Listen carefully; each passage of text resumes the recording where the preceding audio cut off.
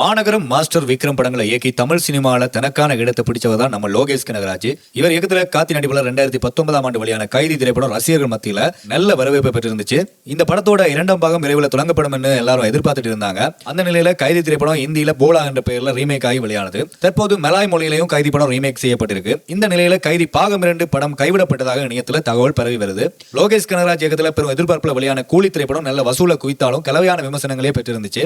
இதையடுத்து அமீர் கானை வச்சு லோகேஷ் கனகராஜ் இயக்க இருந்த படம் கைவிடப்பட்டதாக தகவல் வெளியாகி இருக்கு. இதன் பின்னர் ரஜினிகாந்த் மற்றும் கமல்ஹாசன் இணைந்து நடிக்கும் படத்தை நம்ம லோகேஷ் கனகராஜ் அவர்கள் இயக்குறதா சொல்லியிருந்தாங்க. ஆனா இப்போ அதுவும் அவரோட கையை விட்டு போயிருக்குன்னு பரவலா பேசப்பட்டு வருது.